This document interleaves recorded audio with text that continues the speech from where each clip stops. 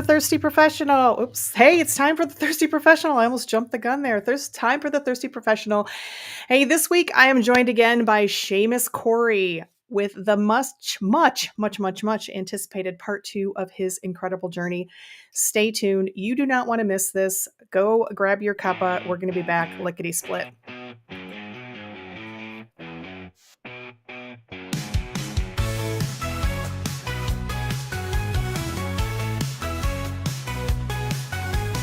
Welcome to the space where truth is poured. No corporate scripts, just tales explored.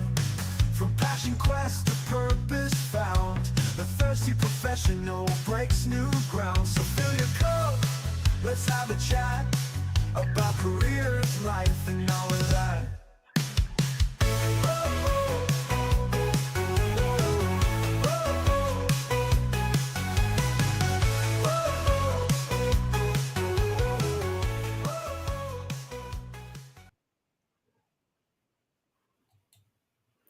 Hey, everybody. Welcome to the Thirsty Professional. This is a place where we grab a bevy, ditch the BS, and we get real about careers, purpose, and passion.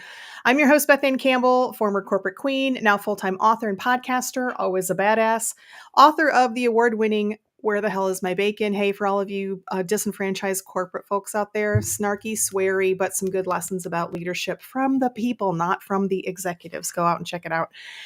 If you're watching live, please let us know you're here in the comments, where you're from, and most importantly, what are you drinking today? If you're watching the replay, of course, give us a hashtag replay and make sure to let us know if you have any questions or comments or feedback so we can address it during this live stream. Just a quick trigger warning, we might mention things in this episode about abuse, mental health, self-harm, so just be fair warned. It'll be, it won't be super deep, but just know that it's might be there. All right, I'm so excited. Oh my God, I'm literally goosebumping right now. My very special guest on the Thirsty Professional today is Seamus Corry. Seamus is returning for part 2 of his incredible story. When Seamus joined me earlier this year, he told the heart-wrenching story of how he was groomed to be a priest from birth, joined the seminary at age 16, only to have his world shattered when the seminary doors shut behind him. Seamus ended part 1 on the day that he finally left the priesthood after 7 long years of confusion, lies, abuse, trauma. Today, we're going to pick the story back up and find out how Seamus was able to overcome his experiences and learn to be a whole new person.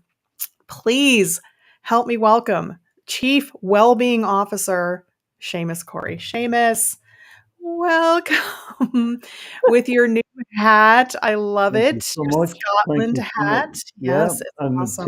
I'm literally tipping the hat to Scotland. You are Yeah, tipping the hat. Oops. yeah. Tipping the hat to Scotland. I have a question for you, Seamus. What did you first of all, what did you think of the intro? I love the intro. I think the intro rocks and rolls. I was doing a little dance to the wee little Yeah. tune. I love it. I Yeah, really love thank you. that. Lion Flood, one of my former guests, put that together for me, the theme song in the and then I just threw some video to it, just real quick and dirty. So you're a podcaster. I have a question for you because Yeah. I've had people tell me my husband's a big podcast listener, and he has given me his preference for what he likes at the beginning of a podcast. I've had a few people tell me quick intro, theme song, but not too long, and then jumping into the show, which is what I do. Mm. You kind of do something similar. You have a little theme in your podcast. It's in the I do. spotlight, correct? That's your podcast? It's in the spotlight. I don't have a theme tune, so if Linus listens there, you know, I'm happy to consider theme tunes. Oh, Yeah, okay. The absolutely. gauntlet's been thrown. There you It's go. down. It's down. I have a little tune at the beginning, a little intro, Yeah. and then I'm straight into it. Yeah. You know, I always begin my podcast with a sense of gratefulness, though. You know, Oh, to those who subscribe, to those who listen, to those who leave comments. I think as a podcaster, and I know you'll appreciate this, Beth, that as a podcaster, we live off the feedback, we live off the comments, we yeah. live off the interaction. It really becomes a conversation then once we kind of get that. And Yeah, it really works for me. It's like progress, not perfection, right? So, like any series, like any episode, what you'll do and what I'll do, after each episode is we'll go away and we'll ask what worked well, what didn't work so well. Right. Yeah, I should have asked that, or maybe I shouldn't have asked that. Maybe I shouldn't have done that. Maybe I should have put that in. So we're constantly editing our content, right? We're constantly Yeah. editing how we present ourselves to the world, and this is what we do. But I love it. I came to podcasting only last year, and I'm going to shout out Gary Lynch here, and if he's listening this afternoon, or if he catches the catch up, Gary, it's all your fault, my friend, because you mentioned podcasting to me when I first wanted to go digital and create a larger digital footprint in the world. And initially, I was really skeptical about podcasting. I thought, this isn't my genre, this isn't my bag. I've never done it. How do you podcast? What is the structure? What is the makeup? Blah blah blah. And after doing a bit of reading, a bit of research, looking on YouTube, as we've already discussed, learning what's required, I kind of got into it. And I'm 50, 54, 55 episodes in now in terms of my podcast series. And Is that your first podcast in the um, spotlight? In the Spotlight is my third podcast series. Okay. Mental Health Matters was my first. Well-being with Seamus was my second. So in the Spotlight, I just can't help myself, Beth. I can't stop podcasting. I've promised Gary, as my digital editor, that we were only going to do 30 episodes of In the Spotlight. Yeah. It may go over just ever so slightly. Nice. I'm not sure where it's going to stop, but I love That's it. awesome. I love it. I love having conversations. I love being on this podcast with you. I think the Thirsty Oh. Professional podcast really works. I think how you create conversations and support conversations, Hmm. but particularly in relation to what we discussed in terms of part one of my own story, was wonderfully done, wonderfully held, Well, thank you. wonderfully curated, and it's just a pleasure to talk to you, my friend. It really is.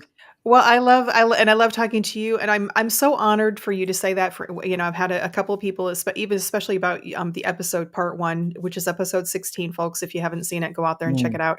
mm, You talked about earlier about the connection with the audience too, and I think that's so important. And mm, for me, it's sort of intuitive. Like I just love. This is why I love lives. I've done a ton of podcasts, recorded podcasts, and they're great. It was fun, but the live is just something. And having guests, because I've done a lot of solo, so having guests that I can interact with is just amazing. So, thank you for that, and I appreciate it, and I just love the dynamic of the connection, even in the replay. I'm not seeing any comments coming in yet, which is okay. Sometimes we do have some technical stuff. That's okay because the replay will be out there. So yeah, Seamus, I want to first of all, if you're listening, June 13th is Seamus is going to be back for part 3. So I don't want to go too far into podcasting or anything like that, because what we're going to cover today is just getting Seamus really up into the current times. And then he's going to come back because the work that you're doing today with mm, your podcast, with your mission, with your mm. chief well-being officer and helping others, that is like the inspirational end to this whole great journey. It's not Okay. even an end; it's just the midstream of the journey. So, Yeah. folks, make sure you tune in on June 13th, and we'll get to the today stuff. But I know a lot of people are really, really looking forward to hearing your story, and as it continues. So, the last time that you were here, I just want to pull my notes up real quick here. Mm. So when you were here in April, look, now we get some folks Hey, joining in. Mike. Thank you. Hey, Jenny. Awesome.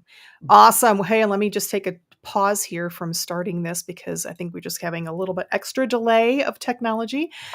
Mike Goggin, good morning from Arizona, good friend of mine. Jenny Erickson, we love Jenny. She couldn't get in via computer, so she joined here. I know Jenny has been one of the most vocal about feedback about your journey Thanks, and Jen. the discussion. So we really appreciate you being here. Okay, folks. So I'm going to do, when you were here last, let's just, because I want to give a recap, even though I'm going to highly recommend anybody who's listening, go out and listen to episode 16. I'm going to give a quick recap of what we talked about to get us to today's journey or today's story. But there's so much that I'm not going to talk about because, and it's really, really just inspiring, heart wrenching. It's just all so many things, and you really, really is worthy of a listening to the details.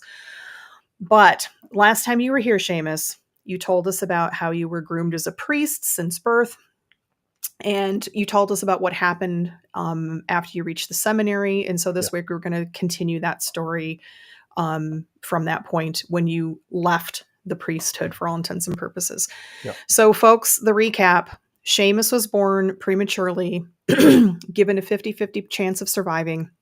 His father was a very devout Catholic, made a pact with God that if Seamus survived, he would give him to God via the priesthood. So basically, he was promised to the priesthood. So Seamus grew up aware of the situation.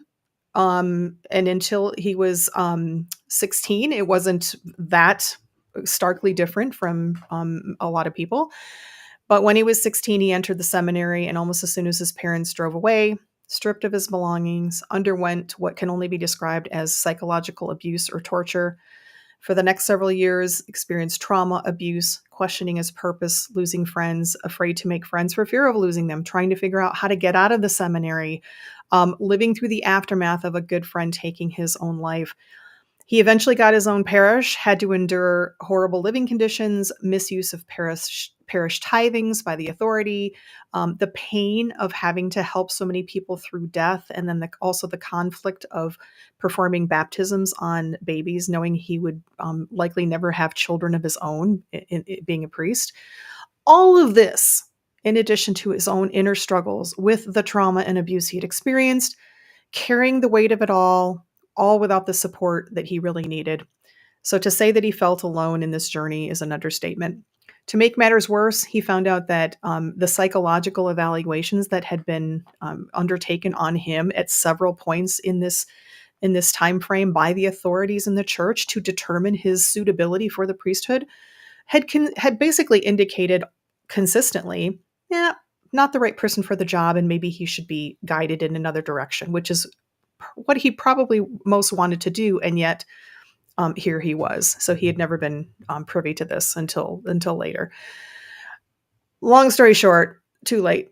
One day, Seamus woke up and had enough. He didn't want to do it anymore. He got in his car. He drove with the intention of possibly not being on this earth any longer. But something or someone intervened. He had I'll call it a conscious blackout. He didn't remember driving, found himself at a friend's house. His full tank of gas was now empty. He was still alive, and he was asking for help. And that is where we are going to start our story today. So, Seamus, did I get anything incorrect about that recap? Wow, Beth, you smashed it out of the park. I think you summated that really, really well. I couldn't have done a better job myself, my friend. Well, thank you. And by the way, folks, I'm not taking over this tale. I talked to Seamus beforehand, and he was very happy to let me do the recap. So, Seamus, now I'm going to turn it over to you. I want to start with the moment that you arrived at your friend's house. Do you remember, because you basically said you don't remember anything up to that point in the drive. You just, something was, did something, but you don't recall it. Do you remember the point that you kind of arrived and were sort of now aware of where you were? And yeah, it was a mixture of, I kind of came to my senses and was conscious of the fact that I was still alive, which really struck me as shocking, and B, that I'd made it to where I made it to. In terms of my journey. So, speaking initially to my friend, I explained the situation to them in terms of where I was. I got something to eat, I got somewhere to sleep for the night, and then the following day, I think, my friend encouraged me to make contact with my family who were worried. Obviously, I was missing in action, as it were. I had completely left the reservation.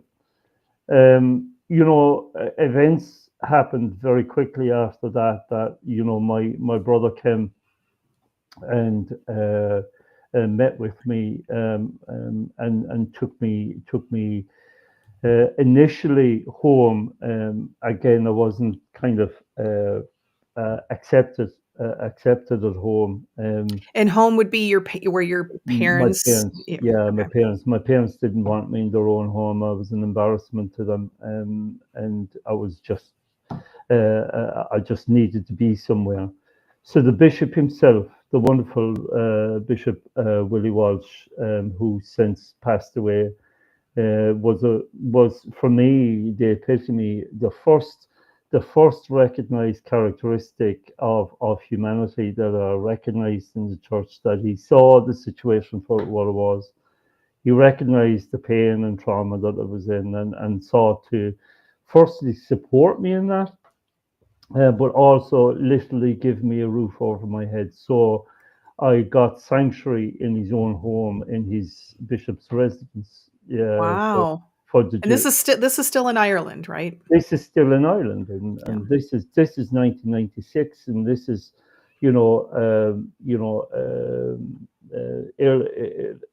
early doors 1996. So from that, the bishop encouraged me to go and get some counselling, to go away kind of on a retreat, to go away on a break where people could look after me and take care of me, but also support me, to help me understand what was going on with me at that particular time, right? Seamus, do you think that at that point that the bishop or anybody else was thinking, well, we'll get him taken care of, he'll come to his senses, and we'll get him back in the priesthood? That was pretty much the package. I mean, the bishop's first concern was primarily one of duty of care, and he wanted to, really discover what was going on with me, and with me, Yeah. and he saw me as a human being. He saw me as somebody who was in pain, who was in a lot of pain and trauma, and needed care and support. He also, obviously, from an institutional point of view, needed to find out what was going on internally, psychologically for me, and was AI having a breakdown? Was it an episode? Was I suffering from some mental health disorder, or Yeah. what was going on? So there was all these questions for him that needed answered, but also from an institutional point of view, there were certain answers that were needed, that could only be answered by those who were professionally trained to deal with that. So I was shipped off literally to, I remember arriving in the middle of a rural part of County Galway, to a monastery, miles from nowhere. I was literally in the middle of nowhere. I didn't even know this monastery existed. And I was to take up residency there for a period of up to 2 to 3 weeks. Seamus, can I ask you, so you're in this situation, you've been brought Mm, by this bishop who sounds like he was the first person of authority in the Catholic Church that you yeah, had been dealt with, who was showing some careness and some kindness. You're yeah, staying at his house, yeah. and you're going off to this monastery. What's in your head at this moment? I mean, what is your state of mind from your perspective? Are you aware of, well, are they trying to get me back, maybe, or are you just so? I mean, what is going through your head? In my head is full of confusion. It's full of pain. It's full of sadness. It's full of frustration. It's full of guilt. It's full of embarrassment. It's full of failure. It's full of being a failure. I had a sense of being worthless and feeling Mhm. worthless. That like I had no identity. The color was my identity. Without that identity, I had no identity. I was nobody. I was a nothing. I was a vessel, to be dealt with.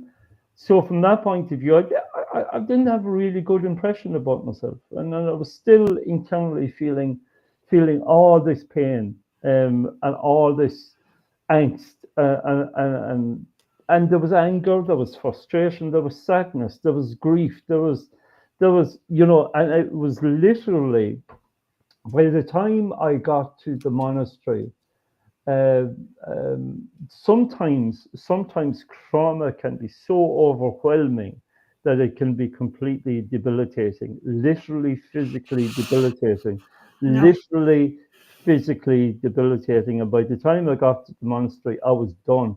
I was literally not able to walk.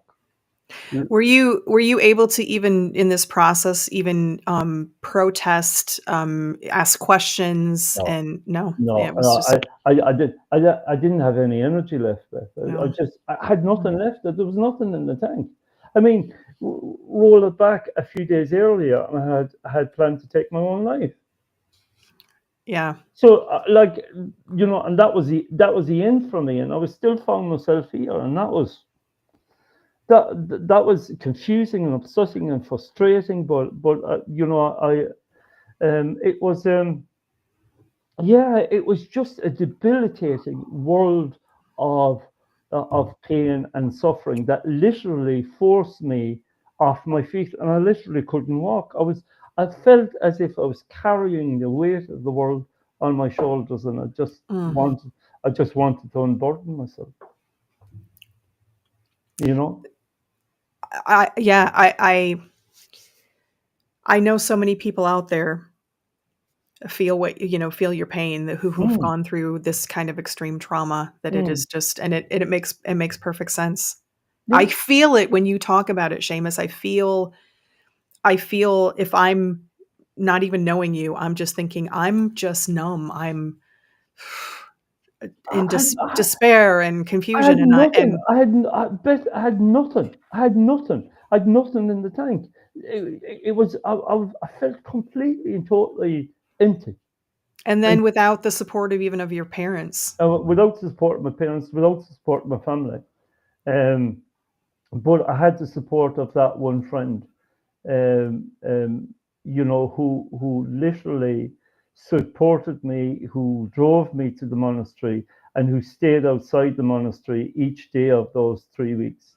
Was Uh, that a person from that you knew from your priest, or no, it just was another just friend? another friend, a wonderful friend who literally, I would say, knowing that he was there and knowing that he was outside the wall, really, really, so in my heart, allowed me, in some sense, to keep going, Mm. even though I didn't want to.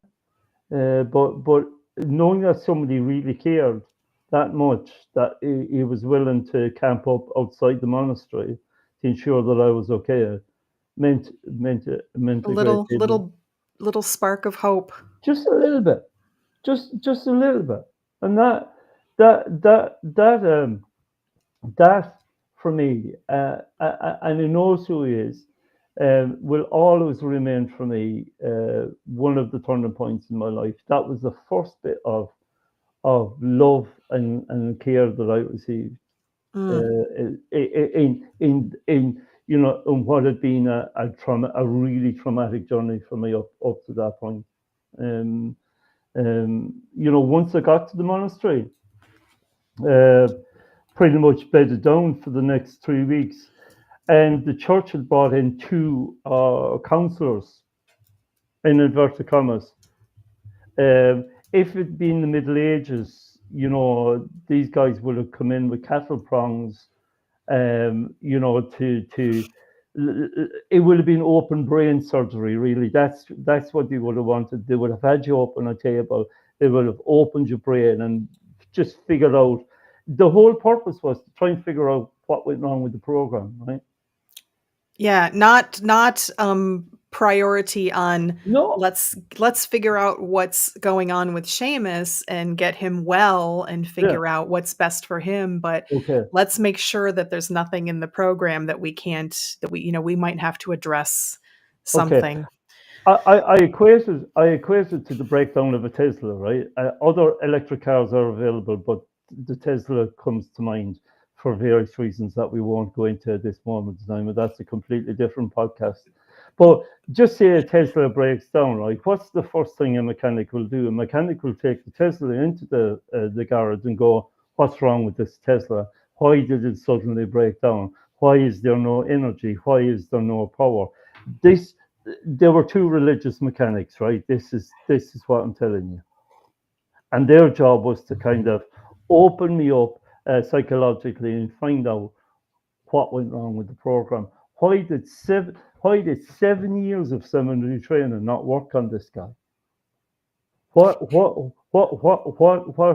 made him get up and get out and just walk away and leave the reservation? Is it brought up at all in these early days of you being at the bishops and then in early days in the monastery? Is it brought up at all the fact that your evaluations, multiple evaluations that you had undertaken, basically said this is not the job for you? No, interestingly, it wasn't at that point. And the reason why it wasn't brought up at that point is that the bishop did not want to influence the outcome of those two independent experts in any way. So if he had presented the reports to them at the initial outset, they would have gone, well, obviously that's the answer then, right?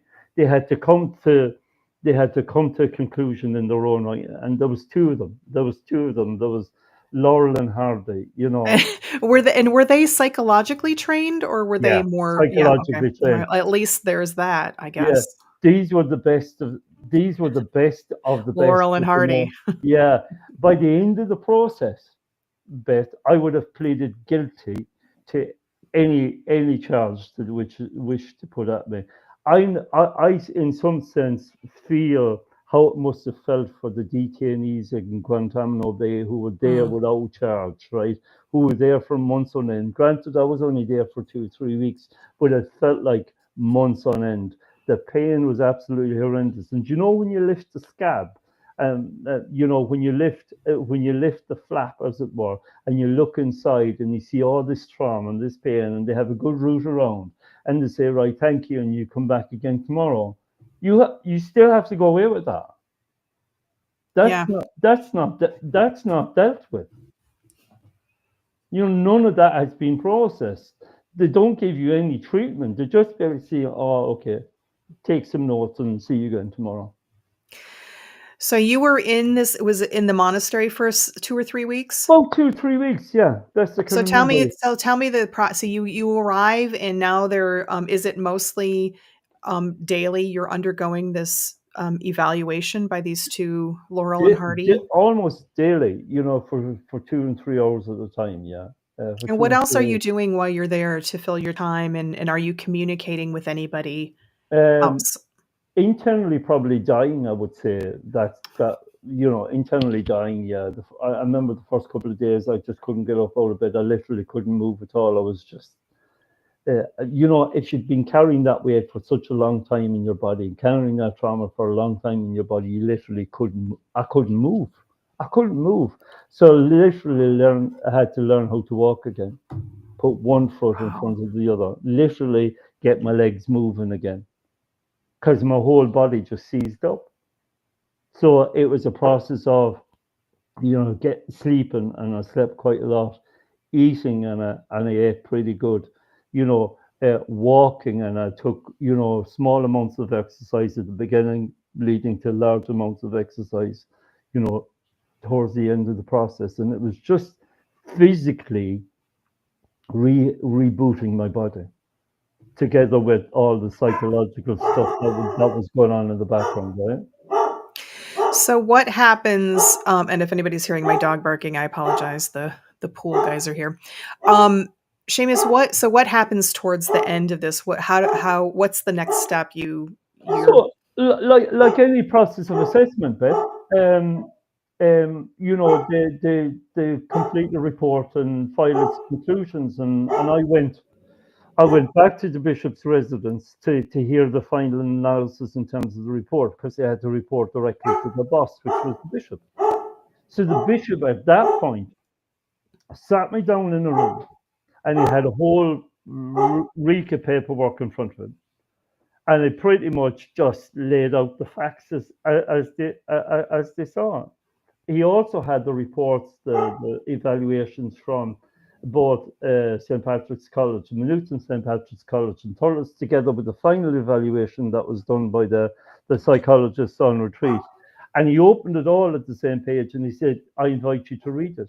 So I read it and the conclusions were the same. But when it came to the recommendations literally, because they could have been all written on the same day, but they were years apart, and all of them said, all of them said that this guy should be dissuaded away from priesthood into a different lifestyle. That he didn't have the personality type to maintain a celibate priesthood. That was not the right guy for the job. Nothing. Just this is not the job for. This is not the job, right? But the horrendous thing about that, the awful thing about that, is that if they had taken that under advisement and actually reviewed the recommendations at a point which could have stopped this whole process from ever happening, then you and I probably wouldn't be having this conversation, right? Well, that's part 3. All roads lead to here. Yeah. Let's take a pause real quick here. I'm going to go to the comments. I also am going to just really quickly shut my door because somebody pulled in to do our pool and my dog is barking because I forgot to shut my door. 2 seconds. Okay. And that is the glory of the live.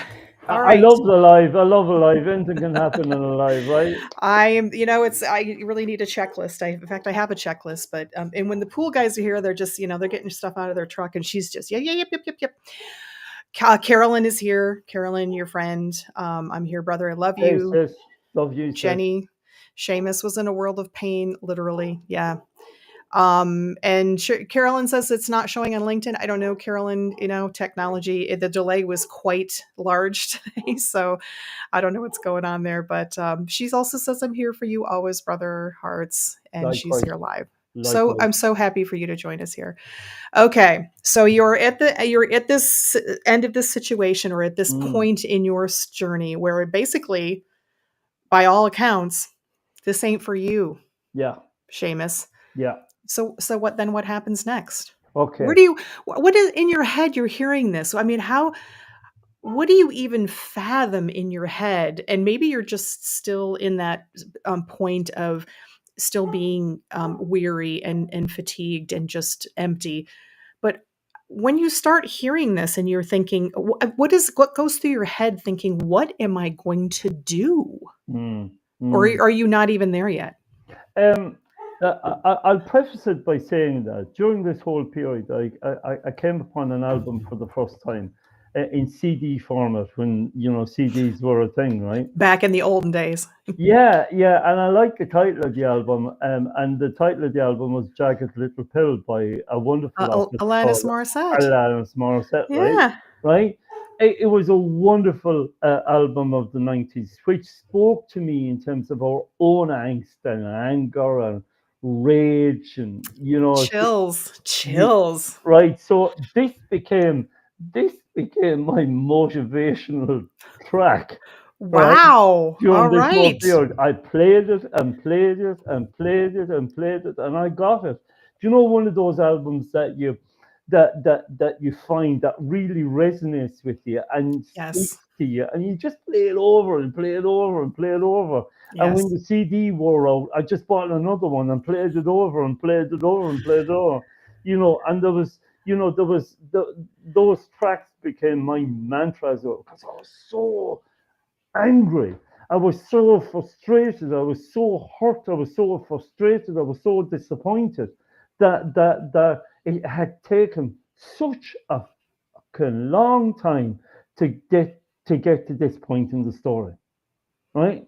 It could have been easily sorted out years earlier and saved a whole load of people, including myself, a whole load of pain and misery.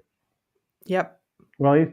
If the church and its authorities had taken responsibility, I take on board, right, that it was my responsibility to lead my life my own way, and I had that choice to you'd create that. But I did and I didn't. But how hard is it, right, Seamus? So first of all, you were a child. You were a baby Mm, when this all mm, began, right? So mm, this is really, I'm sure that your parents didn't look at it, and no disrespect to your parents, but there is a bit of brainwashing here yeah. that you just didn't know anything different, right? And then now you're at a point where you're basically you have been crying out in some way, shape, or form to, and no one's hearing you. No one's hearing you. So yes, I am a strong advocate of, we always have to look within, Mm, but you're not in, but that's a person that is sitting here today that yeah. says you are making choices, you look within, yes, you did something, and you know, you have to take responsibility.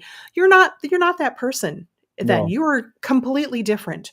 You are in a world that is just, you are not yourself. I'm not, and I wasn't, and look, and the facts spoke for themselves. Beth, after sitting down with the bishop and sitting down in a frank, face-to-face, honest to God, front up, transparent conversation, the first honest conversation I probably had with any member of the Ever. institution ever, ever. Right? The facts spoke for themselves. The facts were irrefutable. I was in the wrong job, right? So if you're in the wrong job, then the only recourse for you, right, is to resign from that job and get yourself another job, right? Seems obvious, yes. Seems obvious, right? That was my decision on the 18th of March 1996, having reviewed the reports on the 17th of March, St. Patrick's Day, on the 17th of March every year. And obviously, we celebrate the saint of who emigrated. Well, he didn't immigrate from the UK, he was taken from England, shipped over to Ireland to look after some sheep, right? And he found himself in the wrong job as well. But through his own suffering, he found his calling and he found his mission and found his Hmm. purpose. Interestingly and ironically, I too found that my mission and vision and purpose now was to resign, right? I had a clear path, resign from the priesthood, get myself out of Dodge, and recreate myself, get a job, just get a job, just Seem rebuild seems my so life. simple. Yeah. Seems like a simple thing to us, but I imagine it wasn't that easy. Um, I'm going to tell you something now. I found myself in the middle of a shit sandwich. I found myself in the middle of a shit sandwich, right? The bishop knew, the bishop understood quite well. The bishop understood quite well what the situation was.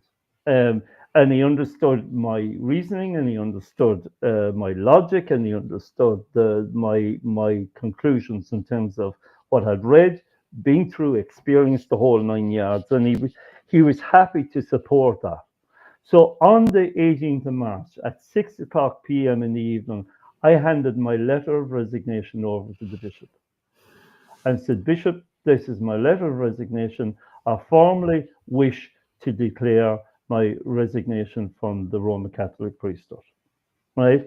It was witnessed and accepted and approved on the 18th of March. Right? By the morning of the 19th of March, the bishop, again, I was still in the bishop's residency, and we had just finished breakfast, and he says, I've got some bad news.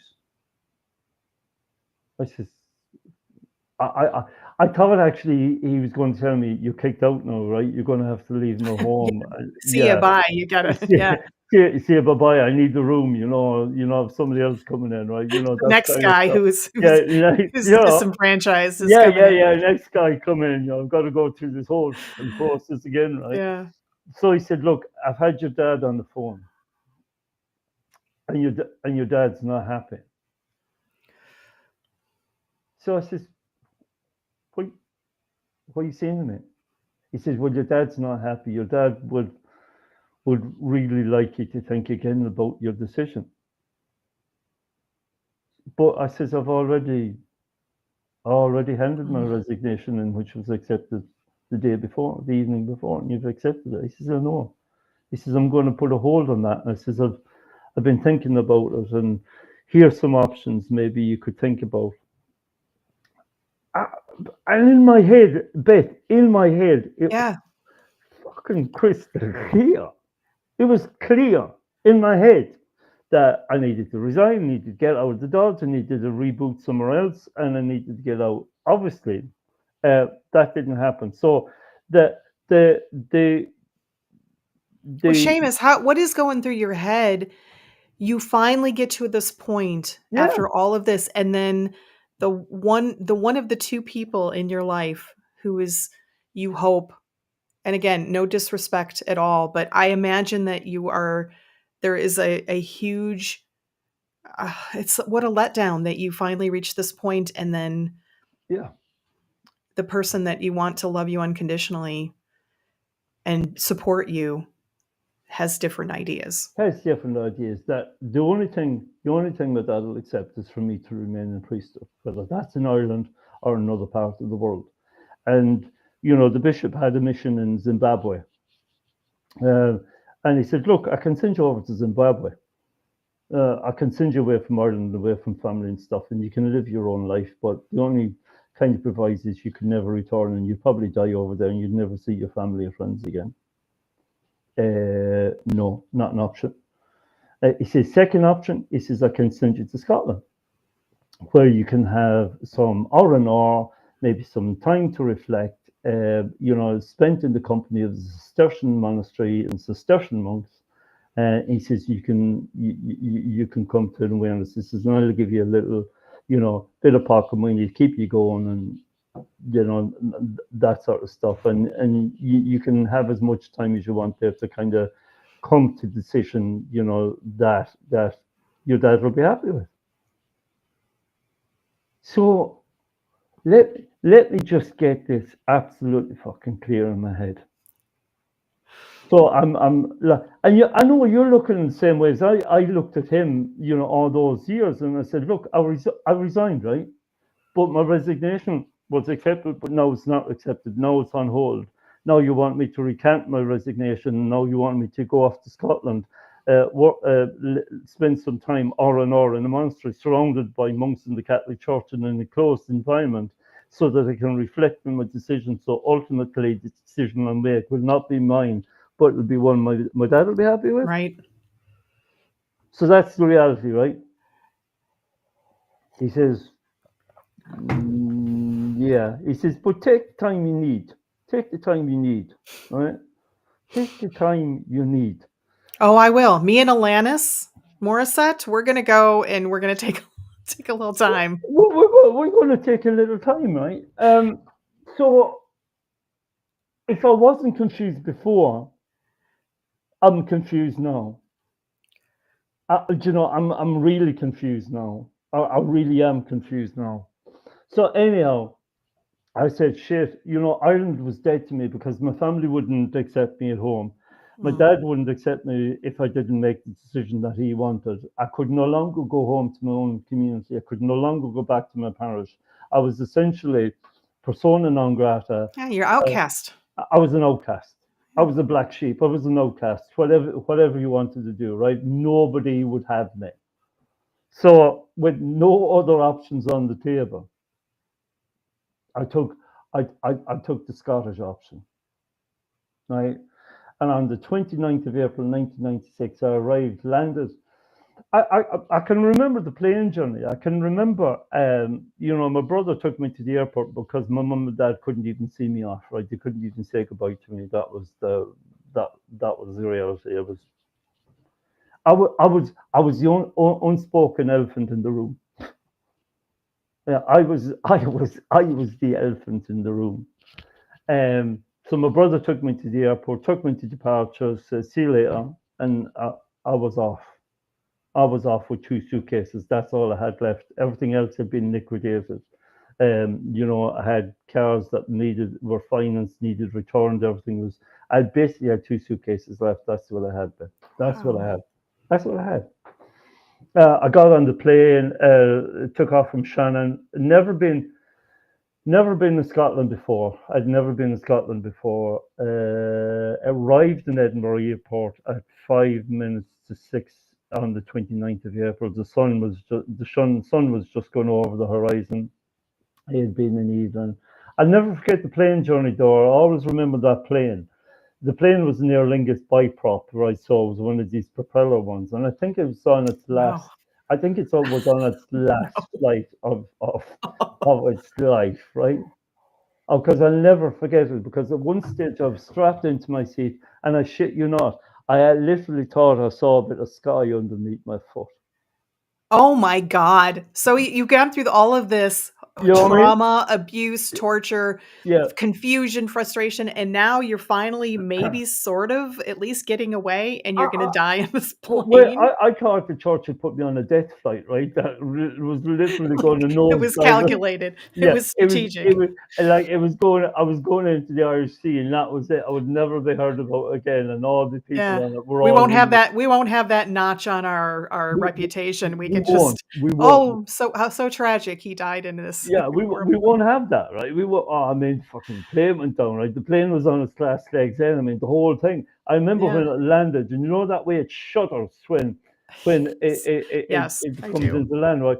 Actually, shit was falling down from the ceiling in the plane, like the vents were falling down, and a couple of covers fell down that were protecting the suitcases, and it was just. Okay, get me off this fucking plane. I've actually landed in terra firma 29th of April 1996. I walked into the tarmac of Edinburgh Airport. And do you know, Beth, it was the first time in my life that I experienced something I thought I'd never experienced before. But there was a small light of joy in my heart.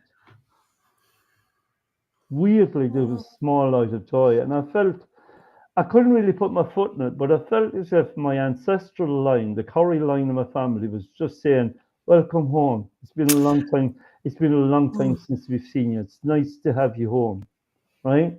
And Mm. it wasn't until I did some research later on, and many years later, that I discovered that my line of the family moved from Scotland to Northern Ireland and eventually settled in the west of Ireland. Right? And Wow. they never went back to Scotland. So I was the first line of my family to go back to its ancestral home, as it were. So I felt that connection. I felt that bond. I felt that unique bond with Scotland. You talked last time when you had one of your, maybe it was your first or one of your early times when you were in your parish, and you talked about how you felt your ancestors Mm. in the room with you, and maybe this is just another one of those times where you were Yeah, just feeling the call of the yeah, ancestors. No, what's the irony here, Seamus, is with few exceptions, you really didn't have any support from your current family, right? none. But here you had this really ethereal moment with Yeah, your ancestors saying, "It's okay. it's okay. You're okay. You're okay." Yeah, you're gonna be okay. It's beautiful. And I had that sense. I had that sense as soon as I stepped my foot on the airport Mm. tarmac. Right, as soon as I stepped my foot, and I remember meeting the guest master, who took me in his car to the monastery, and literally again it was out in the middle of the country, and I thought to myself, if somebody couldn't be re-traumatized enough, I thought, okay, they're going to take me in there. Who knows what's going to happen? Who fucking knows what's going to happen, right? I didn't even have my best friend outside the door. Absolutely, I had absolutely nobody, zero, nada, nobody. Still full of pain, still full of trauma, still full of angst, still full of frustration, and loaded only with the Alanis Morissette CD, right? And Mm. so that was my tool. So poetic. It's Yeah, so poetic. you Somebody should got, write to Alanis Morissette and have her listen to this and just know how yeah, much she impacted you. it completely impacted me, right? She was my guru for nigh on 4 months during that experience, or maybe even longer. Even I heard the album again recently, and I hadn't heard it for a while, And I said, "Oh my God, how much has changed in my life?" And Right? how angry she was. And then I said, "Oh my God, how angry I That was was as well," you. because that was me. That was Yeah. me. Every word of that track, every word of that album was me. So I arrived in this monastery, obviously uh, under some duress, under some duress. Uh, I thought I had resigned. In my head, I had resigned. In my head, I had, you know, finished with the church. But here I was back in the church again, back in the sanctimonial, the heart of the church, in terms of in the heart of a Cistercian monastery, out in the middle of the country, miles from nowhere. 750 nautical miles from home, knowing nobody, nothing, or having no idea what I'm going to do next. It's a bad dream. It's a nightmare that it's one of those nightmares where you just Keeps keep running going. down the hall and it keeps getting longer and longer Yeah, and it keeps longer. going. It just keeps going, right? And in my head, I'm going, how am I going to fucking stop this? How, how, how am I going to bring this to a conclusion? How am I going to bring it to a conclusion, right? And it gets worse, right? Because when I got there, I found out what my job was going to be. Obviously, they had to create a role for me. So the role that they created for me was a road cleaner. A road cleaner. Yeah, a road cleaner. Like going out into the road, are you cleaning like dead animals and stuff or what are you So, cleaning?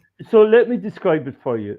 The driveway or the road from the beginning of the entrance gate of the monastery up to the guest house was about 3 miles long. So Oh, it was one of wow. these. It was one of these, right? It was really long, right?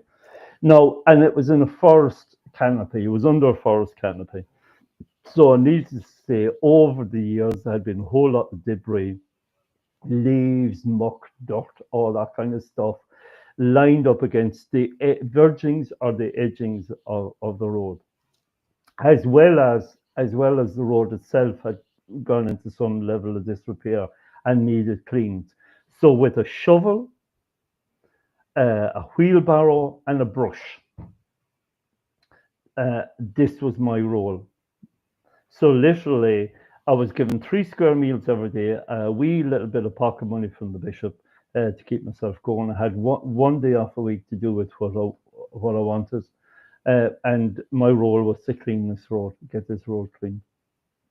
Seamus, it still sounds to me like the authority of the Catholic Church is still of the mindset, we'll just give him a little bit more time. Yeah, Let him have a chance to clear his brain.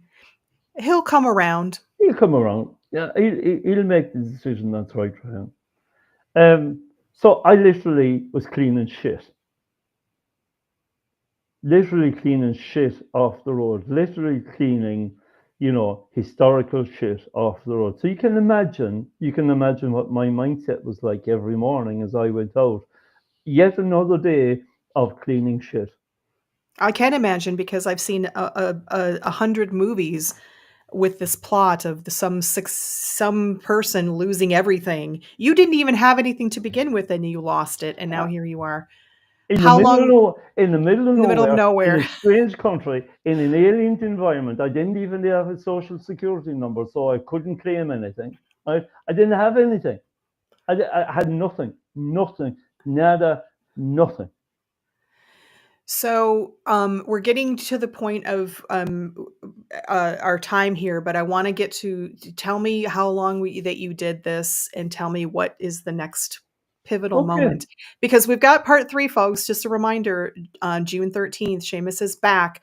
We knew we would need a part three. That's why we scheduled one, because this is just such a compelling, inspiring, at the same time heart-wrenching story. So how long did you do? How long were you cleaning shit, Uh, Seamus? I clean shit. So April to August, I clean shit. April, May, June, July, 5 months. Okay. During that time, I went through a myriad of emotions. I went through really strong suicidal ideation again. Even planned my own suicide in one of the forest canopies on the hill, because I thought to myself, I thought to myself, Beth, who's going to miss me anyway, right? Who was going to miss me? Who was going to care? I was miles from nowhere, knew nobody. I wasn't even a registered national. I didn't have anybody. Nobody cared about me, so they wouldn't miss me if I was gone. Right? Maybe my idea was maybe it would be easier if I was gone. Oh my God, it's heart crushing. So I am. I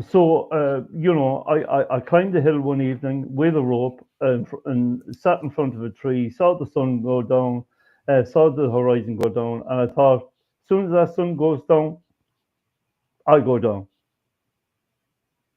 And as the sun goes down, I had one of those ethereal moments again where I just looked at the sun and felt the heat of the sun on my face and on my body, and I thought to myself, um,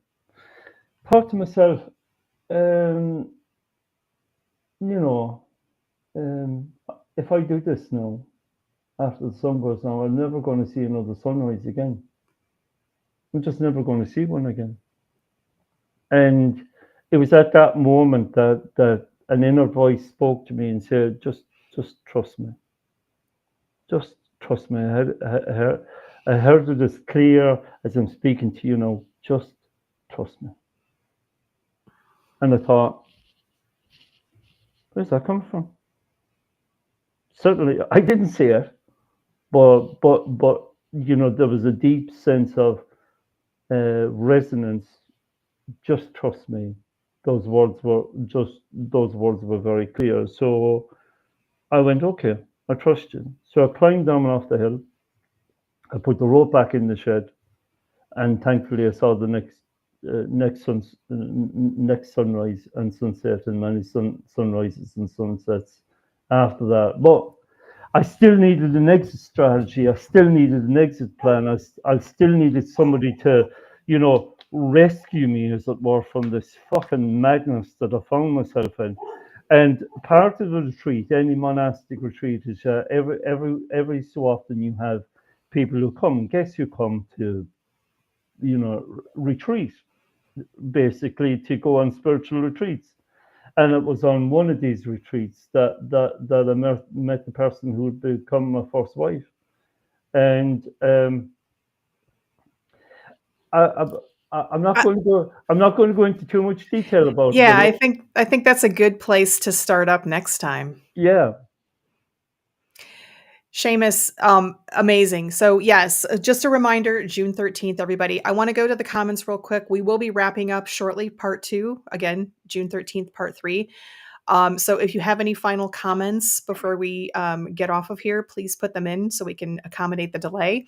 Caroline says, as a child, you depended on your parents to love and speak for your best interests. You're a brave soul, brother. Your strength is what I'm pulling on to get through my storm. Love you, brother. Oh, Caroline. And we are sending good energy as well. Jenny says, as a parent, I can't ever imagine trying to persuade my child to continue with something that has obviously made them incredibly unhappy. We all have hopes and dreams for our children, but surely we want them to follow the path that makes them happy and fulfilled. It's their life, not ours. And Caroline says, amazing. And yes, this has been amazing. I will say, Seamus, as amazing and heart-wrenching as your part 1 was, it was hard for me to hold it together with this. This has been even more moving, I think, covering just this short period of time at your probably maybe one of your rock bottoms. But I so appreciate your sharing with such openness and candor and authenticity, and just really just putting your vulnerability out there, because I know so many people are out there who have been through trauma and light at the end of the tunnel. And I'm so excited for our next part 3, because there's still going to be more moving parts there. I mean, moving events, right there. It's still going to be, there's still a little heart wrenching and heart crushing to come, but then we get to today. So thank you so much again for coming on here and again, just being your amazing, candid self and sharing your journey. So, is there anything that you have? I want to give you an opportunity since we'll be back in a couple of weeks. But if you have anything coming up that you want to talk about or promote, or in the meantime, so if people need some place to go in the next couple of weeks. Yeah. I suppose the big thing that's happening for me next week is I'm going on holiday for one wonderful week. So everything's been Hey. shut down and shut off for a week. So yeah, I don't have anything coming up. It's a well-deserved a rest break for me. It's been a busy 5 months in terms of my calendar. And I appreciate people's support. I appreciate people's care. I appreciate the love and support I've received, not only in this platform, but I have a wonderful group of people around me now who are called family. And Caroline is there, Jen is there, Beth is there, Lion is there. And just a wonderful group of people who resonate with my story and support me and love me, and that means the world to me. On my return, the next couple of weeks after that, I've got a number of mental health practitioner programs coming up that I'm delivering exclusively to a number of organizations. Again, positive mental health is something that I'm a big ambassador of, as well as positive well-being, and we'll get to that on episode 3 on Yes. June the 13th, and the reasons behind that. So that pretty much is what's coming up for me. But Beth, can I say it? That Yeah. the reason for me that it's so easy for me to share my story is the space that you create on this platform, and it's your candor, it's your curation, it's the way you ask the questions, it's your love and understanding of who I am and what I am makes the difference, I think, in allowing me to truly express myself as I am. So I appreciate you, and I see you, and I thank you. Thank you. Thank you, Seamus. You make it all worthwhile. I really do appreciate that. All Yeah. right. Back in 2 weeks. I'm actually off next week too. So that's why we're coming back on the 13th. I'm taking a little weekend and just doing some catch up. So maybe working on the novel and getting some great clips. I'm putting a lot of really all of the clips that I have. It's taken a little time, but go out on YouTube. We've got some great clips already out there of Seamus and Jenny and Lion and all the other guests that I've had out on YouTube. So look for those. Okay. Thank you, everybody. Thank you, everybody in the audience and live who is also helping to hold space here. If you're watching on LinkedIn and you're not connected with myself and Seamus, please do so. If you're on YouTube, please like and subscribe. Always appreciate it. If you have any questions, feedback, comments that we didn't get to, please leave them in the comments, or you can DM one of us. And of course, congratulate yourself for getting real about your career, your purpose, and your passion. So now, Seamus, Miss Hattie Arbuckle, and your Scotland hat, which has disappeared, we are all going to bid you adieu. And we just, we thank you again. And take it easy. God bless. Let's have a chat about careers, life, and all of that.